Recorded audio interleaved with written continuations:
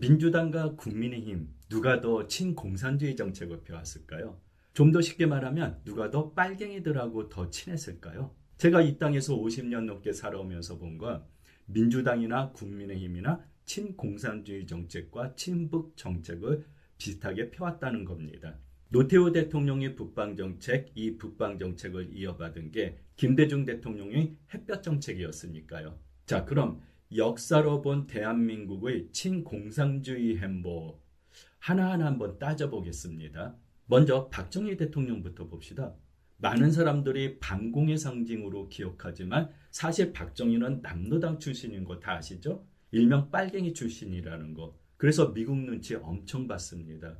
그걸 만회하기 위해 반공 정책을 강화했고 공산주의 국가와는 적대적 관계를 계속 유지해 왔습니다. 월남전에도 전투병력을 파견해 미군과 같이 싸우게 했고요.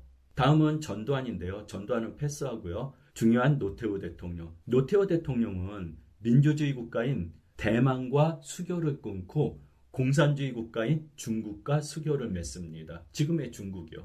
노태우 대통령은 북방정책을 내세우며 러시아에도 투자를 시작합니다.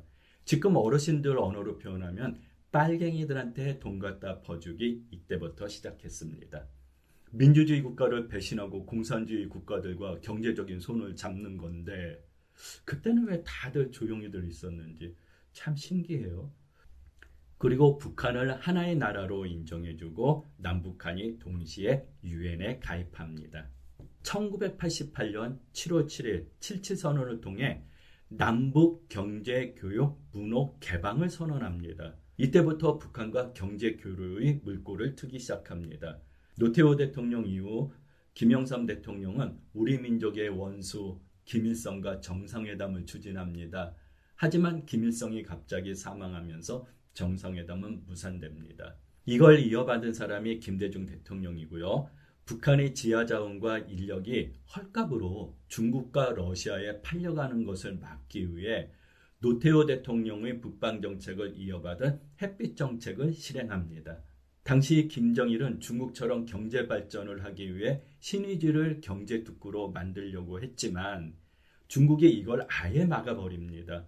신의주 경제특구 초대 행정관인 양빈을 알리바바 창업자 마인 잡아들이듯이 구속해버립니다. 왜냐고요? 중국은 미군이 주둔해 있는 남한과의 사이에 북한이 완충지대 역할을 해야 한다고 생각하니까요. 군사적 완충지대는 자연 상태로 있을 때 서로에게 가장 안전한 지역이 됩니다. 중국은 북한이 발전하기를 원치 않습니다. 미국도요. 그래서 우리나라에 친중국 정권이 들어서면 예를 들면 이명박 박근혜요. 북한과의 경제 협력을 모두 차단해 버리는 겁니다. 중국 눈치 보느라고요. 러시아와 중국 사이에 몽골을 완충지대로 두고 있죠. 두 나라가 몽골도 경제 발전 안 시키는 이유이기도 합니다. 지금 몽골에서 한국이 미운 짓 하고 있죠. 몽골 경제 발전 시키려고 하고 있잖아요. 중국과 러시아 입장에서는 별로 좋아할 일은 아니죠. 다음 노무현 때는 별 변화 없고요. 이명박 정부 들어서면서 한국과 중국 관계를 한중 전략적 협력 동반자 관계로 격상시킵니다. 이명박 때요. 정치, 외교, 안보 등 모든 분야에서 양국이 공동의 전략적 목표를 위해 협력하는 관계로 격상시킵니다. 이후 박근혜 정부 들어서서 한술 더 떠서 한중 미래 비전 공동 성명을 채택합니다. 그리고 중국 전승절 행사에 참석해 시진핑 옆에서 중국 인민군 사열까지 받습니다. 중국 눈치 보느라 북한과의 경제교류 완전히 차단하고요. 지금 현중 시위하시는 분들 이때 뭐 하셨나요? 이명박 박근혜 원희룡 중국 자본이 우리나라 부동산에 쉽게 투자할 수 있는 길을 열어줍니다. 중국인에게 투표권도 주고요. 이때들 뭐 하셨죠? 지금 현중 시위하시는 분들? 문재인 대통령은 다시 북한의 문을 두드리지만 전과 같이 되돌리지 못합니다. 다음 윤석열이 대통령이 되고 탄핵되기 전에 윤석열 한독수는 중국인 무비자 관광을 추진합니다. 현재 이재명 대통령은 북한과 다시 교류를 하려고 하나 쉬워 보이지는 않습니다. 그리고 중국과의 교류는 노태우, 이명박, 박근혜 대통령이 해왔던 것처럼 다시 중국 시장을 열려고 노력하고 있습니다. 누가 더 친공산주의 세력인가요? 누가 더 빨갱이들에게 투자를 많이 했나요? 주사파 논란도 마찬가지입니다. 1990년대에 들어 국제사회에서 공산 진영이 거의 다 무너졌습니다. 지금은 공동생산, 공동분배를 하는 공산주의 국가는 국제사회에서 거의 다 사라졌습니다. 그리고 독재주의 국가에서 우리나라는 민주주의 국가로 완전히 자리 잡게 됩니다. 그래서 주사파들은 더 이상 학생운동을 해야 될 명분이 없어지게 됩니다. 그래서 정치판으로 들어가는데요. 일부는 민주당으로, 일부는 국민의힘 쪽으로, 그리고 나머지는 진보당을 창당합니다. 국민의힘은 주사파 출신 김문수가 대선 후보가 될 정도로 주사파에게 관대합니다. AI로 검색해보면 김문수, 하태경, 최홍재, 이재호, 안병지, 박영중, 이매규, 기타 등등 다수의 주사파들이 국민의힘 쪽으로 들어갔다고 나옵니다. 그리고 그들을 합리화해주기 위해 전향했다는 표현을 쓰더라고요. 말장난이죠.